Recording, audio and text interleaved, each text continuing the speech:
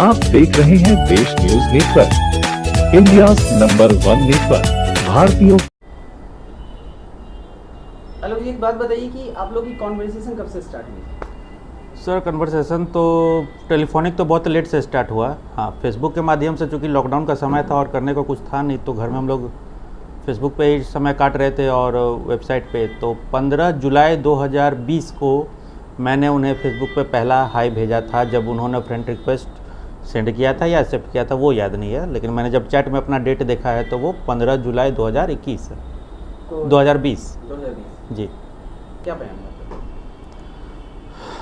उनको शादी की जानकारी मेरे द्वारा ही दिया गया था, मेरे परिवार के द्वारा ही दिया गया था। और ये पहली बार नहीं था, इससे पहले भी जितनी भी लड़कियों का रिश्ता आता था हर किसी का जानकारी उनके पास रहता था। इवन उन्होंने खुद 4-5 लड़की से मेरी शादी की बात की है। इवन अपनी छोटी बहन रीमा शर्मा से भी मेरी शादी का बात उन्होंने किया था, उनका बायोडाटा भेजा, पिक्स भेजा, मम्मी से बात करने को कहा। बट हम लोग समगोत्री हो गए, तो हम लोग हिंदू धर्म में होता है कि समगोत्री में विवाह नहीं होता है, इस कारण से वो विवाह रिजेक्ट हुआ था। और ये भी जो विवाह था तो इसका जानकारी उसको शुरू से था, जब से लड़की लोग आए हैं गए हैं। वो कह रहे कि उसके सूत्रों से पता चला। तो आप यहाँ पे देखें, मैंने उसे खुद बताया है चैट में। एक दिन वो शाम में मुझे अपने घर बुला रही थी, लड़की का भाई आया है घर साथ में, इसलिए नहीं आए बाबू, क्यों आया है, रहेगा क्या? तो ज्वेलरी रिसेप्शन का बात करना। तो जब यहाँ पे बात रिसेप्शन की हो रही है तो जाहिर सी बात है ये शादी के बाद की बात है। तो ये कहना कि वो, और ये रहा लड़की का भाई, ये उस दिन मेरे ही घर रुका था, रात में खाना खा रहा था, उस टाइम मैंने इसका फ़ोटो लिया था। ये तो ये भी झूठ है उनका। तो आप पे आरोप है? मैं नौकरी पेशा वाला आदमी हूँ, मेरा बिजनेस से कोई लेना देना है नहीं। और आपका जो जॉब है वो किस सेक्टर में है? शिक्षा के क्षेत्र में। हाँ, जैसा कि आपने टीसी में बताया जी। का जब उनको पता चला तो उनका ऐसा बयान है कि वो सोची कि वो जो आपको कैश दी है उनके कथनानुसार वो आपसे आपके घर पे आई थी लेने के लिए, ठीक है, जहाँ पे अभी आप रह रहे हैं, और उनके साथ उनकी बच्ची, उनका लड़का था। उनका आरोप ये है कि आपके घर वालों ने आपके साथ मिलकर उनको बहुत मारा, जिसमें उन्होंने अपना मेडिकल जो सर्टिफिकेट, मेडिकल जो रिपोर्ट होता है और प्रिस्क्रिप्शन वो हमें दिखाया हमसे बात करने के दौरान। जी, क्या कहना आप उस दौरान उनकी मेरे से मारपीट नहीं हुई थी, मेरी मम्मी और बहन से वो उलझ रही थी। मैं दूरी बना के रखा हुआ था क्योंकि मैं जानता था कानूनी पचड़ों में मुझे वो फंसाएगी। मेरी मम्मी से उसका झगड़ा हुआ, बहन से हुआ। मम्मी का ये पूरा छिला हुआ है, इधर छिला हुआ है, चोट लगा हुआ, उसका अंगूठा अभी तक सीधा नहीं। मेरे शरीर पे एक खरोंच तक आप कोई भी दिखा दे, उस दिन थाना पे भी मैं तैयार था अपना दिखाने के लिए, नहीं था। झगड़ा उसका मम्मी से हुआ, बहन से हुआ, गुत्थम गुत्थी हुआ दोनों में। हम बीच में एक बार पड़े, दोनों को अलग किए क्योंकि बहुत हल्ला हो रहा था। थाना को मेरी बहन ने फ़ोन किया, थाना को हमने घर पे बुलवाया, ना कि उसने खबर दिया था थाना को। थाना को भी मैंने फ़ोन करके घर पे बुलवाया था। अच्छा, थाना को आपने रिपोर्ट? जी, और वो मेरे घर से आके उन लोग को लेके गए हैं यहाँ से। अच्छा, राजीव नगर थाना उन लोग को आपके घर से लेके गए? जी, जहाँ पे उन्होंने अपना रिपोर्ट दर्ज कराया? जी। उनका ये आरोप है कि रिपोर्ट भी वो अपने होशोहवास में नहीं दर्ज कराई, इसकी वजह से वो बोली कि महिला थाना भी मैं जाऊंगी। क्यों? जब वो मीडिया को बयान दे रही थी उतने होश हवास में बैठ के, तो वो दर्ज कैसे नहीं करा सकती हैं?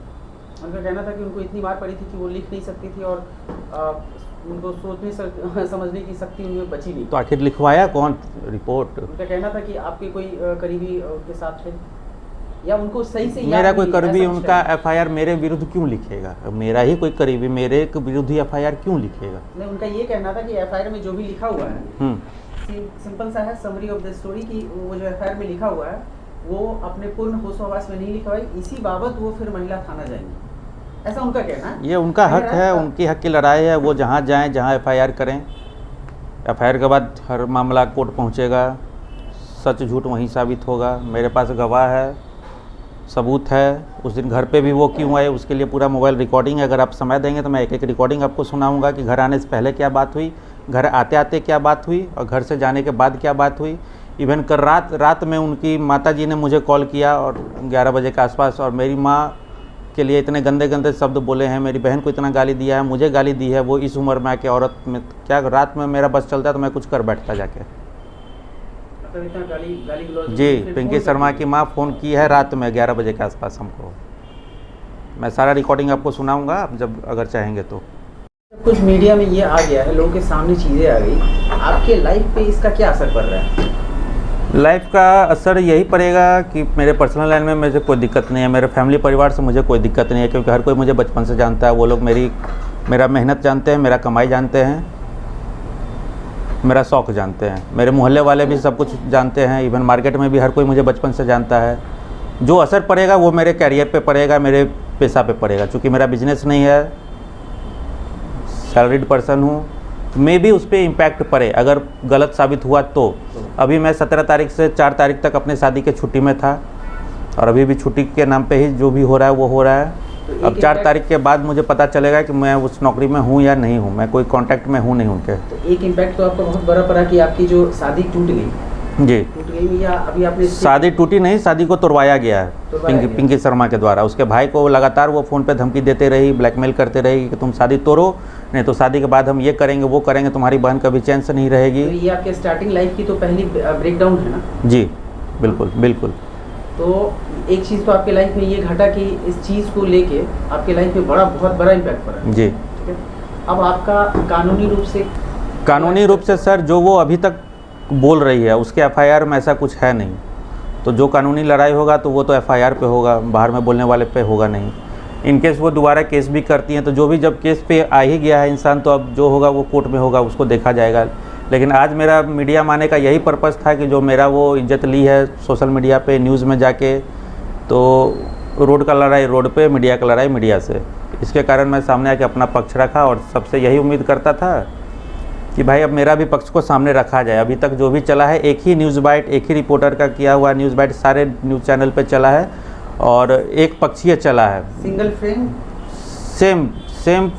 सेम न्यूज़ बाइट चला है। वो नीचे वाले न्यूज़ से लेके नेशनल न्यूज़ तक पे एक ही न्यूज़ बाइट चला है।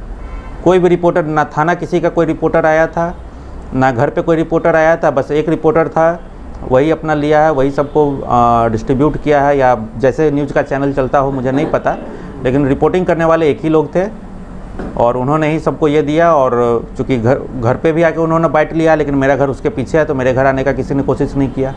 मतलब आपसे बस मुझे रातों रात उन्होंने बदनाम किया। जी, मतलब आपसे आपका पक्ष जानने की कोई कोशिश नहीं सर, कोई कोशिश नहीं। एक पक्षीय था जी, इसलिए हमने सोचा कि आपसे चल के आपसे भी मैं बात करूं। जी बिल्कुल, क्योंकि हर चीज़ का दो पहलू होता है। जी, अगर वो कह रही है तो आपको भी कुछ कहना है। जी, ठीक है।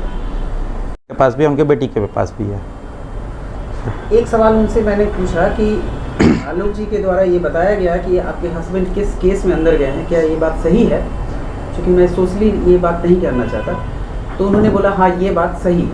अब एक चीज़ ये क्लियर नहीं हो रहा है कि क्या उनका मनसा है, चूँकि उनकी माँ बार बार ये बोल रही थी और उनका भी कहना था कि मेरा मनसा ये है कि केस या लंबे चीज़ों में हमें नहीं पड़ना है, हमें अपने पैसे लेने। क्या ये पूरा मसला पैसे को लेके है? गलत। आपको क्या लगता है? नहीं, उनका जो भी पैसा था उन पे खर्च हो चुका है, नगद के रूप में उनको मिल चुका है।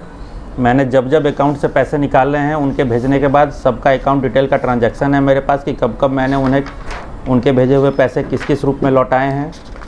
जब उनको ज़रूरत पड़ा है उन्होंने मुझे पैसे भेजते रही है। चूँकि उनका एटीएम ख़राब था, वो स्वैप नहीं लेता था, और अकाउंट उनका रांची का है, तो जब भी न्यू एटीएम के लिए उनको अप्लाई करना था तो वहाँ जाके उनको करना होता वो चीज़, और उसके वो कर नहीं पा रही थी, तो इसलिए उनका सारा पैसा मेरे पास आता क्या था, वो अपने अकाउंट में मंगाती थी, फिर मेरे अकाउंट में भेजती थी, और ज़रूरत के अनुसार वो पैसे मांगते भी रहती थी। आप बोलेंगे तो मैं आपको दिखाऊंगा कि देखिए उनका पैसा अंकित जौकी वाले को एक बार भेजवाई है 2100 रुपया करके, मैंने उन्हें प्रूफ भेज दिया।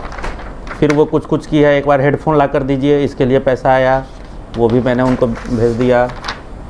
18-20 हज़ार अभी भेजिए, हमको अर्जेंट है, मेरा वाला। आप समझ रहे हैं कि उनका वाला ही पैसा मेरे पास है जो वो मुझसे मांग रही हैं, है ना। रूम वाले को एडवांस देना है, वो भी मैं है। 500 रुपये का चंदा मांग रहा है, ये सब हटाइए। आलोक 2-3,000 कैश है तो देकर जाइए ना, हम ट्रांसफ़र कर देंगे। देकर जाइए ना, हम ट्रांसफ़र कर देंगे। क्यों? उनका एटीएम काम नहीं करता है, उनको 500 रुपया के लिए भी कैश का जब काम पड़ता है वो तो मेरे से ही लेती थी, और फिर वो मुझे ट्रांसफ़र करते रहती थी। तो एक ही बार में कभी 10,000, कभी 20,000, कभी 50,000 भेज देती थी। फिर जब उनका काम होता था वो अपना अकाउंट्स मेंटेन करती थी कि किसके पास क्या बच रहा है।